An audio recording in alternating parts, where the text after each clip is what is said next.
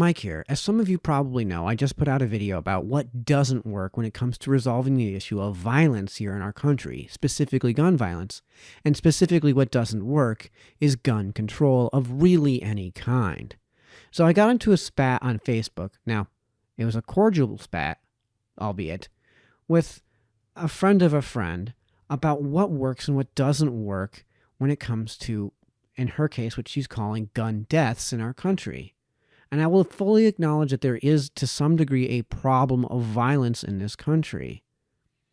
Now, my response was a copy and paste response to what I gave to someone else in this thread, a friend of mine's wife, and we'll get into the context of that in a minute, as it relates to gun violence in general, and specifically gun homicides. But I think you can see, if I contextualize this, how it applies even to this response. So I wouldn't normally do this, but I think it is just to ask what my solution would actually be, so allow me to present my solution. So this lady asks, Mike Sennello, so what are your thoughts on how to stop the amount of gun deaths in our country? And here's my response. Keeping in mind that the majority of gun deaths are suicides and accidental gun deaths are a tiny minority of gun deaths, this is what I posted in response to my friend's wife in this thread when she asked this very question as it relates to gun violence. I'll post both posts, and for the viewers at home, I'll make it clear where I bifurcate the post. Guns aren't the problem. The home life is the problem, and government can't do anything about that. All of these mass shootings, which are really not the problem when it comes to gun homicides, are prime examples of what, in any other context, would be considered suicide by cop, a cry for help. There is also a reason all of these incidents are promulgated by men. And further, a reason virtually all of them are coming from fatherless homes. Boys need to be taught how to be men, regardless of their orientation, period. What you do with your wiener is your responsibility, but that means you have to take responsibility for it, and that is all part of being a man. By the way, this is not necessarily a mutually exclusive condition for being a decent woman, but it's an imperative for manhood.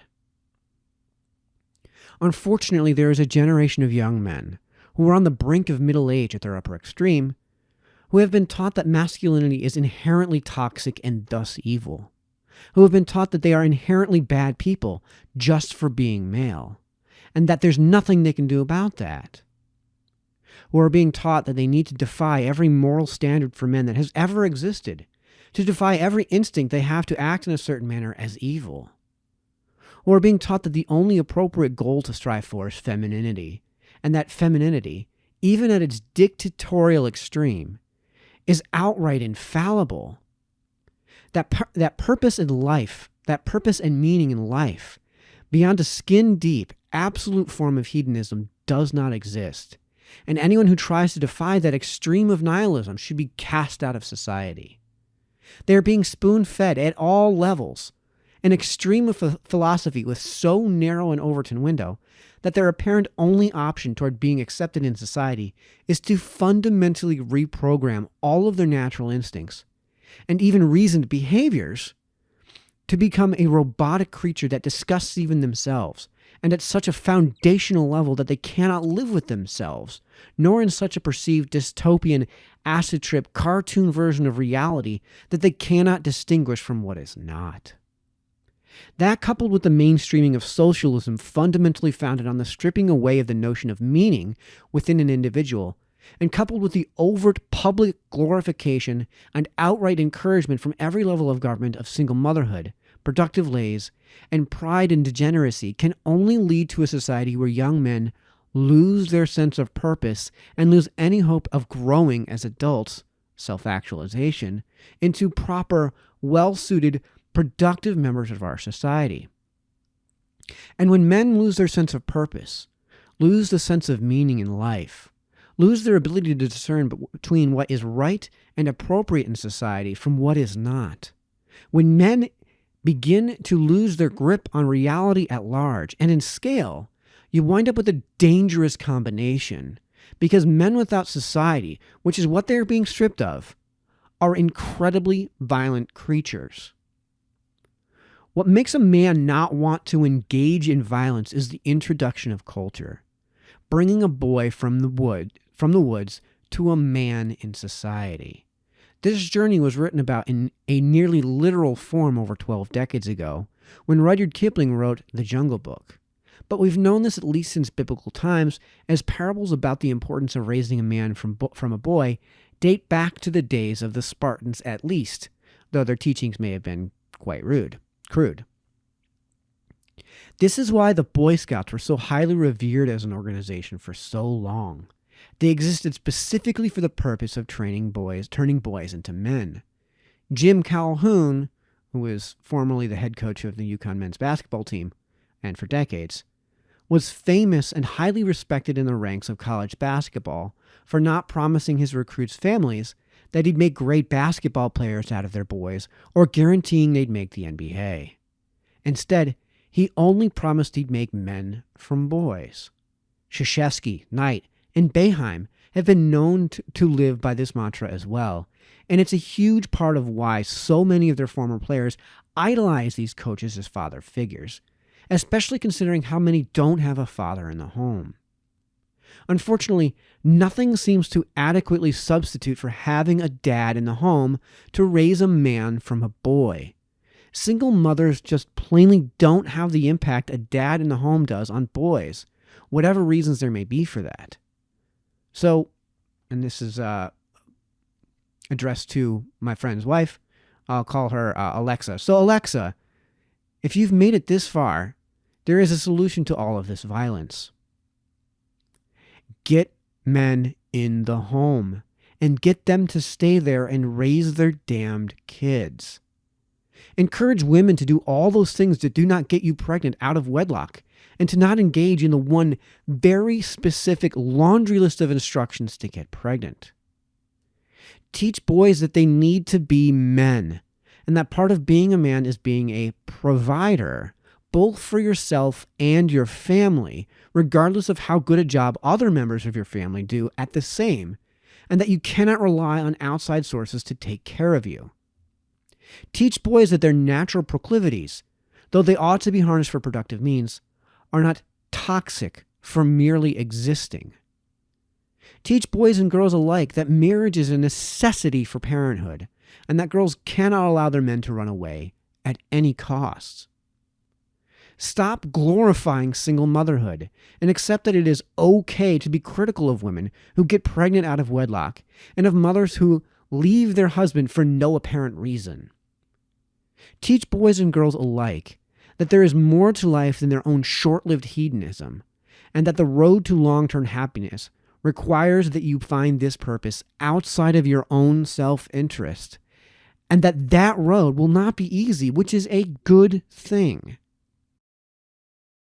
Teach boys and girls alike that all of their decisions have consequences, and that all of their life's experiences are in their hands based on the decisions they make. And most importantly, that life is inherently a struggle, and that it is your responsibility to always seek the higher road. And this is what will make everyone's life better. But this is on us. We, as individuals, are sole possessors of the key to success in all of our lives, and especially as it relates to this subject. Only I can be daddy. Only my friend, we'll call him John, can be daddy. Government cannot be daddy. Only we can. And it seemed when I responded, and that was the end of the first post, and it seemed when I responded to my friend's wife that she didn't quite understand what I mean when I say we.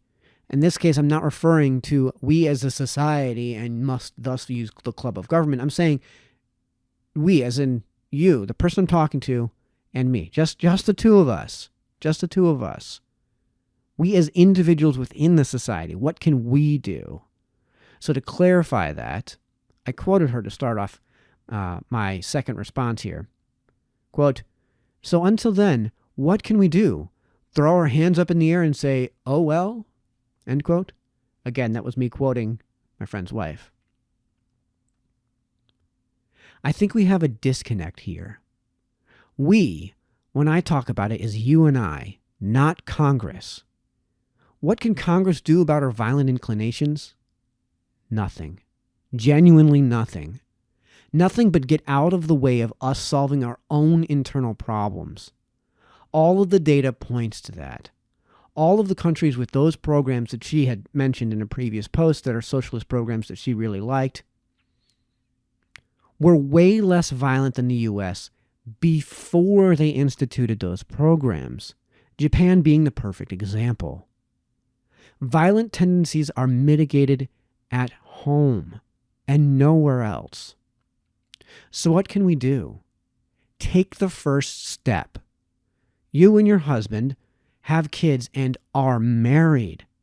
I'm assuming from the conversations I've had with your husband, none of your kids were born out of wedlock. This is a huge step in the right direction and 100% worthy of praise. Your husband, John, is employed and a high school graduate. You guys are like 99% of the way there already. One of the most important life lessons I was given was at my Eagle Scout Board of Review. I was, rightly, absolutely grilled in what became a 1-hour verbal ordeal, nearly an inquisition. At one point, a scout leader asked simply, "How do you lead?" My response was a bit rambled and focused on specifically what I had done to that point in leadership positions. It was a lengthy, circuitous response that was, honestly, overly broad, where I made generalizations and far too specific when I provided examples. His response was short but enduring. I meant, how does one lead? And there is a right and wrong answer. The right answer is by example. So this is what we do. We challenge ourselves and do the right things, no matter how hard it is. And again, this is something Congress can't do. We have to set out on the right foot ourselves.